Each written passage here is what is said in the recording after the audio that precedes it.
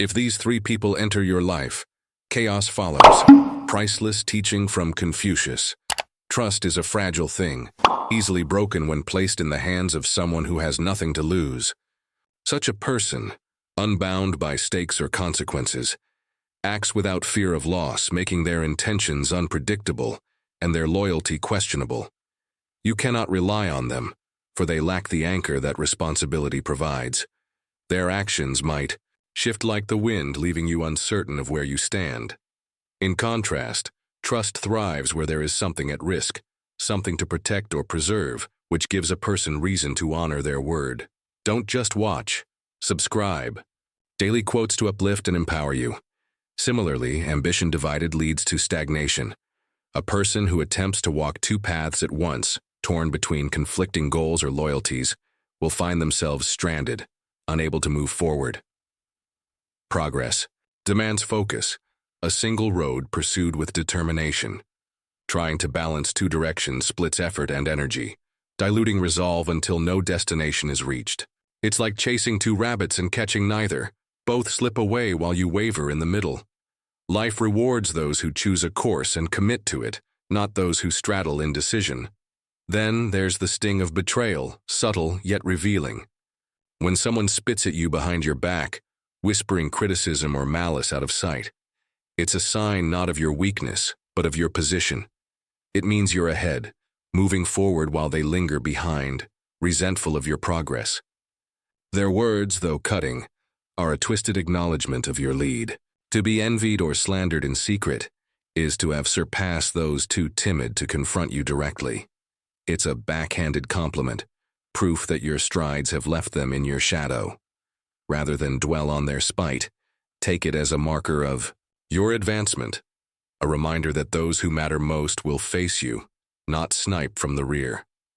In this way, the untrustworthy, the unfocused, and the envious each teach us something about navigating life's journey with clarity and purpose. True leadership stems from the power of example, not the weight of coercion. A leader who guides through actions rather than commands inspires trust and loyalty in those who follow. Force may compel obedience, but it breeds resentment, a fragile foundation that crumbles under pressure.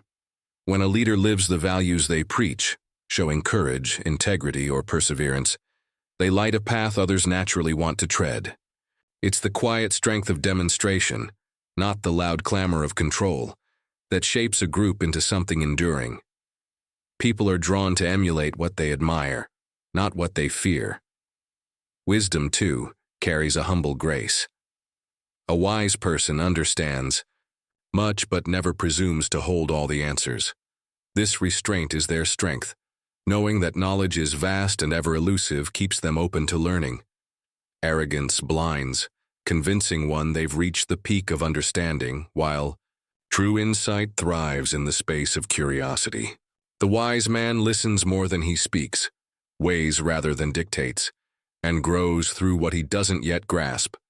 To claim omniscience is to stagnate. To admit limits is to evolve. It's a balance that separates the sage from the fool.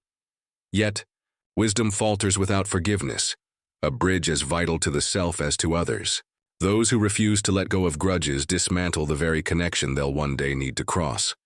Harboring anger or spite builds walls, isolating the unforgiving in a prison of their own making. Life is a shared journey, and the bridges we burn, relationships, trust, or peace, often leave us stranded when we least expect it. Forgiveness isn't weakness. It's a practical act of self-preservation, ensuring the path remains open for our own passage. To cling to bitterness is to sabotage tomorrow for the sake of yesterday. Together, leading by example, embracing humble wisdom, and preserving bridges through forgiveness form a triad of principles that guide us toward a life of purpose and harmony, rooted in understanding both ourselves and those around us. Life unfolds along paths meant for travel, not just arrival. Roads are crafted for the journey itself, each step, each turn shaping who we become, rather than merely a race to some endpoint. Fixating on destinations risks missing the lessons and beauty woven into the process. A road's purpose lies in movement, in the experiences it offers, not in a static finish line. To see it otherwise is to rush through life, chasing a horizon that shifts with every step. The wise traveler savors the walk, knowing that growth happens in motion, not in standing still. Yet, on this journey, control can slip away subtly. You surrender power to whoever stirs your anger, letting them dictate your emotions and steal your peace. Their words or actions become puppet strings, pulling you into frustration or rage. Mastery of self begins with refusing that leash, choosing calm over chaos, detachment over reaction. To let anger rule is to hand over your freedom. To let it pass is to reclaim it. The one who angers you doesn't hold the reins unless you offer them up, and true strength lies in keeping that grip for yourself. Pace matters less than persistence. It's not how fast you move that defines success, but that you keep going, step by steady step. Progress, however slow, builds momentum, while stopping halts it entirely. A tortoise outpaces a resting hare every time. Consistency trumps speed when the goal is simply to advance. There's no shame in a gradual stride. The fault lies in giving up. Each inch forward is a victory, a testament to resolve over haste. And what fuels that resolve? Passion. Choose a job you love, and the boundary between work and life dissolves. You'll never feel the grind of labor again. When your days align with what lights you up, effort becomes joy and time spent feels like freedom. A loved pursuit transforms the journey, making every road one worth traveling, not just enduring. Together, these truths guide a life of purpose, unshackled and steady. Reality often wears a harsh face, defying our desire for beauty. The truth doesn't bend to please us. It can be raw, jagged, and uninviting, unlike the polished allure we might wish for. Conversely, words that shimmer with charm and elegance often mask hollow cores, weaving illusions rather than substance. Beauty in language can seduce, but it's no guarantee of honesty. This duality warns us to look beyond surfaces, to weigh what we hear against what is, rather than being swayed by pleasing facades. Truth's value lies in its fidelity, not its luster. Nor does authenticity cater to comfort. Words that ring true tend to sting. They cut through pretense, exposing what we'd rather ignore. Pleasant words, by contrast, soothe and flatter, but their sweetness often cloaks deceit or emptiness. The blunt edge of honesty rarely feels good in the moment. It challenges, provokes, and demands reflection. Meanwhile, sugar-coated phrases slip down easily, offering temporary relief at the cost of clarity. We're tempted to embrace the gentle, lie over the abrasive fact, yet it's the latter that anchors us to reality. Discomfort, then, becomes a signpost of integrity. Silence often marks the wise, while chatter betrays the shallow. He who truly knows holds back, speaking only when words carry weight. His restraint reflects depth, a mind too full to spill recklessly. In contrast, the one who prattles endlessly reveals a void, filling space with noise to mask what he lacks. Knowledge breeds quiet confidence. Ignorance seeks volume to compensate. The wise man's few words hit like stones, precise and deliberate, while the fool's torrent scatters like leaves in the wind, directionless and fleeting. Listening more than speaking becomes a measure of understanding. Together, these ideas peel back the layers of human exchange. They urge us to seek truth beyond beauty, to brace for the bite of honest words, and to trust the silence of those who've plumbed life's depths. In a world of noise and flattery, discernment is the compass that keeps us grounded. Learning is a ladder with rungs of increasing depth. If you merely tell me something, the words slip through my mind like sand through fingers. I forget almost as soon as I hear. Show me, and the image might linger, a faint imprint I may recall if prompted. It's a step closer, but still fragile. Involve me, though, and the lesson takes root. Hands-on, heart-in, I grapple with it myself, and through that struggle, understanding blooms. It's the doing that cements knowledge, turning abstract echoes into something solid I can carry forward. True comprehension demands participation, not passive reception. Wisdom, too, begins with a spark of inner clarity, the ability To sense right from wrong, however faint or unrefined, lights the first flame of insight. It's not about having all the answers, but about feeling the pull of conscience, the nudge that something aligns or strays from what ought to be. This instinct is the seed. From it grows reflection, judgment, and eventually, a deeper grasp of life's complexities. Without that initial flicker, we stumble blindly, unable to discern the path. It's a quiet starting point, but one that sets the course for all that follows. Defeat, though bitter, is a far richer teacher than triumph.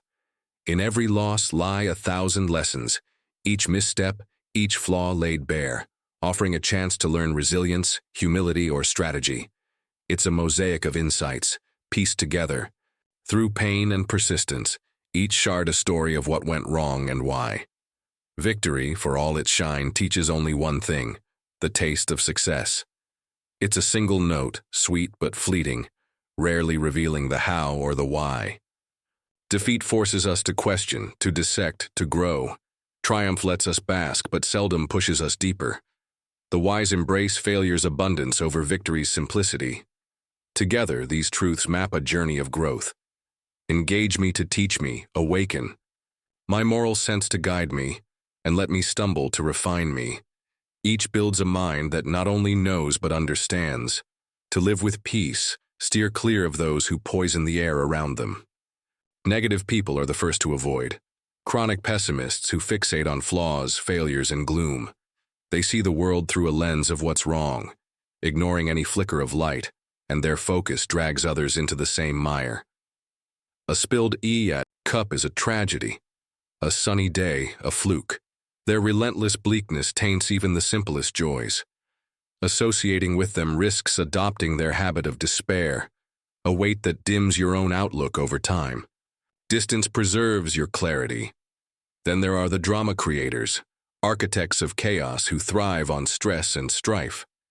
These individuals turn molehills into mountains, spinning every moment into a saga of conflict or crisis. They feed off tension, pulling others into their whirlwind of exaggerated woes or petty battles. A casual remark becomes an insult, a minor hitch a catastrophe. Nothing stays calm in their orbit. Their presence is a constant hum of agitation, leaving you frayed and on edge. Peace demands you sidestep their stage, refusing to play a part in their endless script of turmoil. Worst of all are the energy vampires, subtle thieves who sap your spirit dry. They don't always shout or clash. They might cling, complain, or lean too hard, but the result is the same. You're left hollow. These are the ones who unload their burdens without reciprocity, who demand your attention yet offer nothing back. A conversation with them feels like a slow bleed, your emotional reserves draining as they take and take. They leave you weary, not from argument or anger, but from the quiet theft of your vitality. Protecting yourself means recognizing their pull and stepping away before you're spent. Each type, negative naysayers, drama weavers, energy drainers, threatens the calm we seek. They're not evil, perhaps, but their patterns disrupt the balance needed for a steady life. To journey well, surround yourself with those who lift, not sink, who soothe, not stir, who give as much as they take. Peace is a choice guarded by who you let near. Character reveals itself in how we handle fault. A noble person turns inward, holding themselves accountable when things go awry. They see setbacks as mirrors, reflecting their own choices or missteps, and seek growth in that reflection. Blame isn't a weapon to wield, but a tool for self-betterment. An insignificant person, though, points outward, quick to pin their woes on anyone else, circumstance, fate, or neighbors. This deflection shields their ego, but stunts their soul, leaving them small in spirit. True stature lies in owning one's part, not scattering it abroad. Memory, too, shapes our worth. Forget injuries. Let the cuts of malice or betrayal fade, not out of weakness but strength. Clinging to hurt festers the mind, chaining you to moments best left behind. Yet never let kindness slip away. Hold it close, a lantern against darker days. The hand that helped, the word that lifted. These are treasures worth keeping, reminders of what binds us. To dwell on slights while losing sight of grace twists the heart. Reversing that preserves it. Every grand endeavor starts small, a truth as simple as it is profound. The journey of 1,000 miles doesn't leap into being. It begins with one step, deliberate and brave. That first move breaks inertia, setting the wheels of progress in motion. No distance is too vast when broken into strides, no goal unreachable. If you just begin. Hesitation stalls, but action, however modest, builds the path. It's a call to start where you stand, trusting the miles will follow. Beware, though, the trap of external applause. Live for the praise of others and you hand them your reins.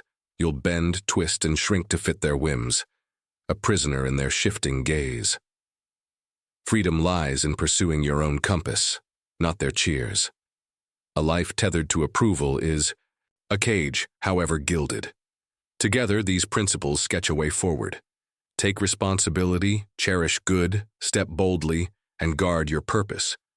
They carve a life not of pettiness or chains, but of dignity and motion.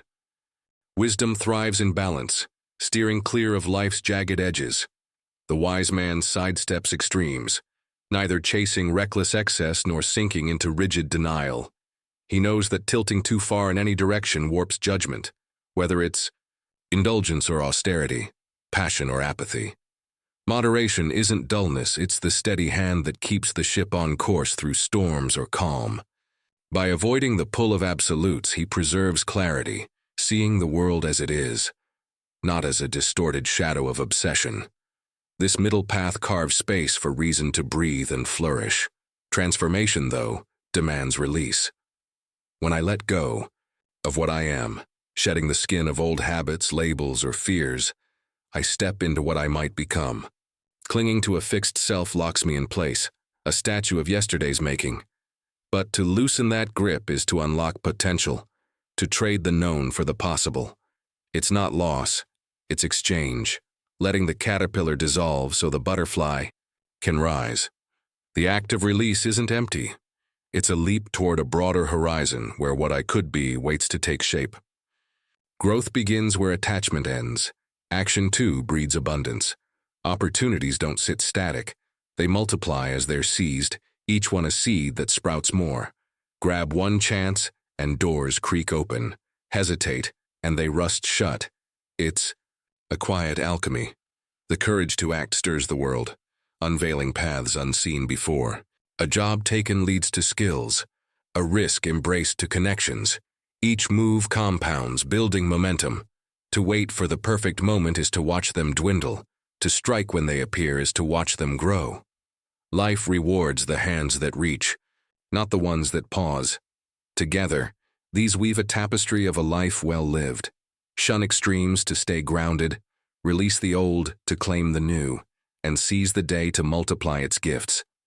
They're not loud rules but subtle guides, nudging us toward a fuller existence.